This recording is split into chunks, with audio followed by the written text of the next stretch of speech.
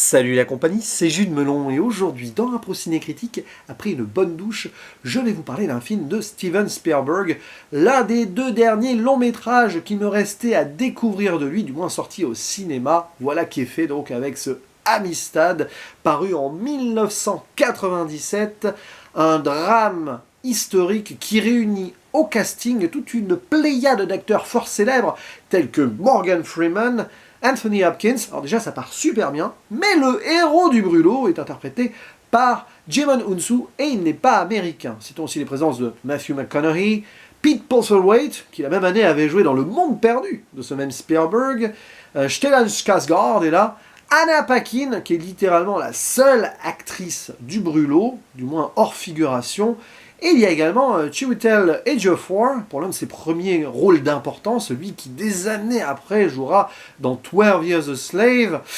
On va le dire, un métrage qui forcément a des thématiques communes avec celui-ci. Alors l'action se déroule entre 1839 et 1841, entre l'Afrique et surtout les États-Unis. On va suivre un cas particulier d'Africains qui avaient donc été enlevés de leur terre pour être vendus en tant qu'esclaves par des Espagnols, parqués sur un bateau, la Amistad, sauf qu'il y avait des règles à respecter avant donc l'abolition totale de l'esclavage, et que visiblement c'était illégal de les récupérer ainsi. Alors on voit d'abord leur mutinerie, ils vont se libérer de leur chaîne, pour d'ailleurs tout un prélude remarquable, on y reviendra, et ils vont quand même en garder deux en vie pour qu'ils soient ramenés à travers la navigation, les étoiles et tout, en Afrique, sauf que évidemment les deux Espagnols vont tricher et les diriger plutôt vers les Antilles, Cuba et en fait les États-Unis, où donc ce groupe d'Africains va être récupéré par les autorités et considéré de facto comme des esclaves, donc traduits en justice, et là ils vont être défendus par des abolitionnistes et leur avocat, joué par Matthew McConaughey, et tout un imbroglio judiciaire va se mettre en place sur fond de tentative de réélection du président Martin Van Buren, qui s'en fiche un petit peu clairement du sort de ces gens, c'est juste que lui il veut récupérer des voix à droite à gauche, il ne faut pas fâcher le Sud, alors vous avez compris, hein, voilà. Et il va y avoir toute une joute politique, administrative, sous forme de procès. Va intervenir l'ancien président des États-Unis, qui était fils de président d'ailleurs, premier fils de président devenu président, John Quincy Adams, interprété par Anthony Hopkins, qui était donc là sur ces derniers jours, qui était redevenu représentant, équivalent de député si vous voulez en France, alors qu'il avait été président pas mal d'années avant. Et lui, il va petit à petit rentrer dans le jeu et prendre en main les choses. Et il va en résulter un moment épique en forme de speech monologue sur le final du film, devant la Cour suprême. Alors là, c'est pas forcément un spoiler, peu importe, c'est un film historique de toute façon. Et l'intérêt est ailleurs, de savoir comment ça va vraiment se terminer. Sinon, vous ouvrez un bouquin et vous écoutez des vidéos ou des podcasts historiques et hop. Mais là, c'est un film historique à la Spielberg, et je ne suis pas ultra fan, je le dis, hein, de ce genre de film chez lui, même si j'aime toujours beaucoup parce qu'il y a sa patte et il y a quelque chose. C'est un vrai conteur, hein. Alors, sur le côté fiction, ça va tirer les larmes, l'émotion, plein de choses, bon, voilà. Après, sur le côté historique, il prend toujours un peu de recul, et c'est ce qu'il faut faire. Mais mes films préférés de Spielberg sont plutôt sur le côté création ou adaptation d'œuvres. Voilà. À part La Liste de Schindler, que j'aurais du mal à revoir un jour, je le ferai, mais qui m'avait arraché le cœur, et qui est peut-être l'un des meilleurs films historiques de l'histoire, de cette époque en tout cas. Et Il faut sauver le soldat Ryan, avec la scène d'introduction, mais pas que. C'est vrai que jusqu'ici, tous ces films historiques, j'avais aimé, mais sans plus. Pour Amistad, c'est à peu près pareil, je dois l'avouer. Mais c'est quand même mieux que certains, parce que, alors, au-delà de la didactique pure, donc évidemment, t'as presque un peu un cours de civilisation par moment, simplifié, et encore heureux, parce que c'est vrai que c'est un peu compliqué, hein. T'as des moments éblouissants où Spielberg, pas suffisamment à mon goût, mais quand même il le fait, va nous recentrer sur le personnage principal, donc interprété par un Djimon Hounsou extraordinaire, qui est pour moi l'acteur du film, donc le leader de ce groupe d'Africains, nommé Cinqué, qui va, de son regard, on est à travers sa perception par moment, découvrir tout ce bazar, alors que lui, il ne veut qu'une chose pour lui et les siens, c'est retrouver la liberté, puis retourner dans son village, voir sa famille et tout. Et il va ne pas comprendre ce qui se passe, pour lui c'est un autre univers, et on va voir la société américaine de son regard par moment, et c'est assez remarquable. Sur certains points, par exemple, il voit des gens prier, il a l'impression que c'est des entertainers, des artistes, puis après des magiciens, c'est presque drôle quand on y pense. Et on va essayer d'avoir son histoire, avec le personnage de l'interprète, joué par Chiwetel Ejiofor, c'est très fort, hein, justement, la relation qu'il va nouer avec le jeune avocat, donc Matthew McConaughey, Monsieur Baldwin, Maître Baldwin du coup. Là, il y a des moments remarquables, hors du procès, pur et dur, etc.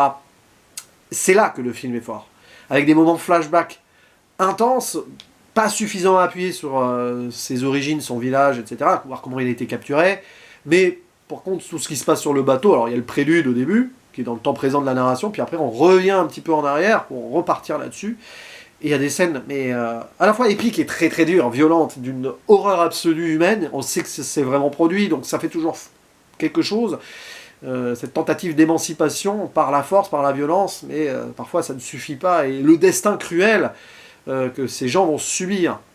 Et donc tout ce jeu américain très intéressant sur le plan civilisationnel, moi j'aime ça, puisque je suis prof d'anglais, mais j'ai pas mal étudié la civilisation US à l'époque, et ce cas donc très précis, qui va être un petit peu le point de départ de ce qui sera ensuite la sécession entre le Nord et le Sud, enfin la tentative avec la guerre, avec déjà depuis plusieurs années des abolitionnistes plus au Nord qui veulent pousser les choses, alors qu'au Sud, avec leur force politique justement, ils empêchent cela. Et on voit avec le président Van Buren qui ne pense que donc à être réélu, il ne le sera pas, bien fait pour lui, hein. D'ailleurs ça lui a coûté la réélection, qui pense plus à la politique plutôt que vraiment aux enjeux.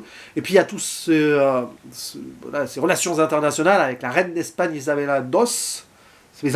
pardon, qui est toute jeune à l'époque, et qui, elle, pense qu'à la suprématie de son peuple, de sa nation, et s'en fiche aussi hein, de l'avenir potentiel de ces Africains qui ont été pris. Les Espagnols sont en tort, mais peu importe, hein, il faut garder la tête haute. Et le Sud va plutôt soutenir cela. Bref, il faut quand même l'intervention, bon, déjà d'abolitionnistes au début, mais surtout après, parce que ça ne suffit pas, hein, le premier procès sera insuffisant, parce que vous le savez, aux États-Unis, on peut toujours aller plus loin avec cette Cour suprême, qui pose beaucoup de problèmes actuellement. Et donc John Quincy Adams qui rentre dans le jeu, qui voit ici la dernière possibilité d'une grande carrière politique, lui qui fut pas reconnu comme le président le plus marquant de tous les temps, mais qui est resté un diplomate extraordinaire, et qui limite a été un meilleur représentant du Congrès, et qui a fait ici son dernier coup d'éclat que donc sur ses 4 ans de présidence. Voilà, c'est amusant de voir ça. Et là, il y a tout ce moment didactique absolu et tout. Moi, je suis pas ultra fan des films de procès historiques comme ça, mais ça passe. Voilà. J'aurais préféré juste que ça soit plus, on va dire, approfondi sur les relations purement humaines, j'ai envie de dire, entre Cinque et l'avocat. C'est quand même montré, mais bon, ça reste un peu en surface. Et c'est quand même un film très américano-centré, malgré tout. Quand bien même Spielberg essaye de nous plonger un peu ailleurs, ça, voilà, il le fait parce qu'il a cette envie d'auteur. Là, derrière, il y a une visée commerciale, marketing aussi, de la production, etc. Évidemment, il fallait que ça reste plus ou moins sur les faits américains afin que le film soit vendu comme un blockbuster de l'époque, quoi. Donc c'est un peu le problème, on va dire, la limite de ce genre de métrage. Mais avec cette limite-là, Spielberg en fait quelque chose de fort. Et puis il y a toutes ces obsessions visuelles qui sont là, on le ressent. Certains plans couchés au lever de soleil, oui, mais aussi le regard vers les étoiles. En fait, les meilleurs moments du film sont sur le bateau. Moment meilleur, oui, dur aussi. On voit cette libération qui se fait quand même... déjà, dès la violence, on voit au début, il arrache ses chaînes, mais il s'arrache les doigts avec, presque. Hein. Et puis, au moment où on regarde vers les étoiles, le rapport à cet infini-là, qui n'est pas le même que ceux des navigateurs qui s'en servent pour se diriger.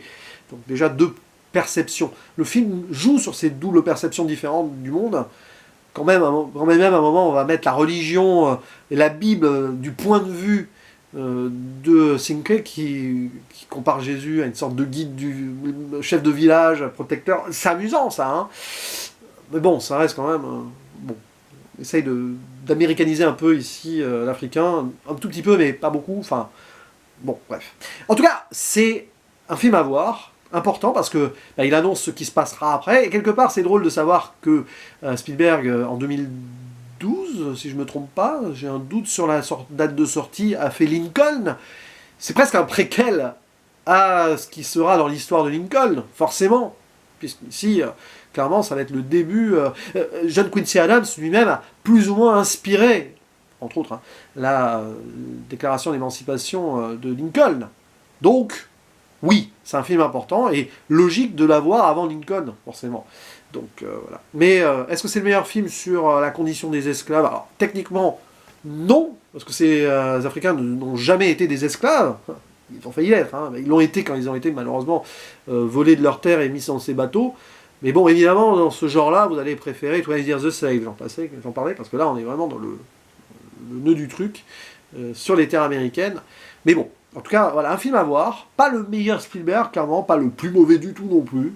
Quelque part au milieu, deuxième partie de sa filmographie dans mon classement personnel. Et encore, est-ce que je ferai un classement Spielberg un jour? J'en doute. Mais voilà, à vous la parole désormais sur ce brûlot, que vous ayez aimé ou pas, hein.